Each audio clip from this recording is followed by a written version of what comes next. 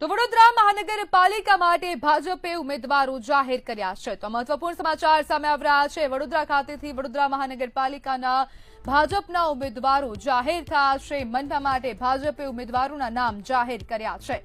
76 માંથી ફક્ત 14 ઉમેદવારોને જ રિપીટ કરવામાં આવ્યા છે, જેમાં 19 વોર્ડના 76 ઉમેદવારના નામ જાહેર કરવામાં આવ્યા છે।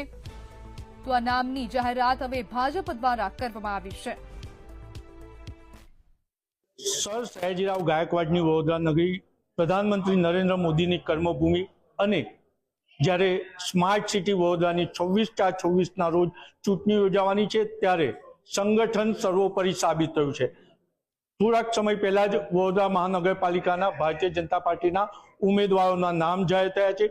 જે રીતના શહેરમાં ચર્ચા હતી એ પ્રમાણે પ્રદેશ સમિતિએ ફરીથી સંગઠન પર વિશ્વાસ મૂક્યો છે, શહેર પ્રમુખ પર વિશ્વાસ મૂક્યો છે અને હવે શહેર પ્રમુખની જવાબદારી છે કે 76 માંથી 76 સીટ જીતી બતાવે। આપણે શહેર પ્રમુખને પૂછીશું, શું કહો છો? સંગઠન સર્વોપરી યાદી જાહેર થઈ ગઈ છે, કયા ક્રાઇટેરિયાથી ટિકિટ આપી છે?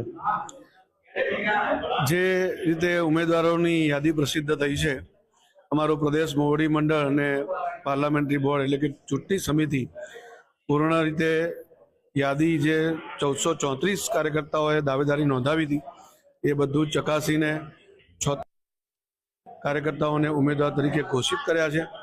વડોદરા મહાનગરપાલિકામાં આવનારા સમયની અંદર મને પૂર્ણ વિશ્વાસ છે કે અમે 76 સીટ જીતીશું।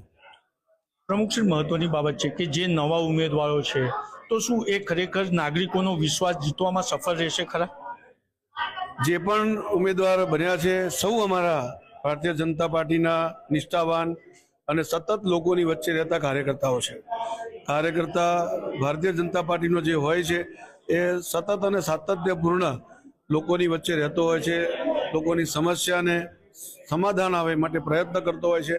એટલા માટે અમને પૂર્ણ વિશ્વાસ છે કે આ નવા લોકોને જે ભારતીય જનતા પાર્ટી પ્રદેશ મોવડી મંડળે તક આપી છે એ જરૂરથી અમે સફળ થઈશું। પ્રમુખશ્રી, જે રીતના નવા ઉમેદવારો આવ્યો છે ક્યાંક ને ક્યાંક ચર્ચા છે કે ધારાસભ્યોના છે, તો શું ક્યાંક વિદ્રોહ થઈ શકે એવી શક્યતા ખરી? ભારતીય જનતા પાર્ટી એ એક પરિવાર પાર્ટી છે। ભારતીય જનતા પાર્ટી એ કાર્યકર્તાઓની પાર્ટી છે। જ્યારે પ્રદેશ મોવડી મંડળ અને પ્રદેશની જે સર્વોચ્ચ સત્તા ધરાવે છે ટિકિટ નક્કી કરવા માટે એવું ચૂંટણી સમિતિ એટલે કે પાર્લામેન્ટરી બોર્ડ એમને જે પ્રકારની વ્યવસ્થાના આધાર પર નિર્ણય લીધો છે એ નિર્ણય અમારા સૌ કાર્યકર્તાઓને શિરોમાન્ય હોય છે। હું સમજી શકું છું કે 1434 જેટલા કાર્યકર્તાઓ, એનાથી વધુ કાર્યકર્તાઓ હોય જ્યારે દાવેદારી નોંધાવી હોય અને માત્ર 76 સીટ આપણી પાસે હોય તો એ મર્યાદાના ધ્યાનમાં રાખીને 76 કાર્યકર્તાઓને આ તક આપી છે। પરંતુ હંમેશા ભારતીય જનતા પાર્ટી જે પાયાનો કાર્યકર્તા છે, જે દોડતો કાર્યકર્તા છે, એને ક્યાંક ને ક્યાંક ધ્યાનમાં રાખે છે। સંગઠન હોય કે કોઈ હોદ્દો હોય, દરેક જગ્યા પર ભારતીય જનતા પાર્ટીનો કાર્યકર્તા એ આગળ વધતો હોય છે।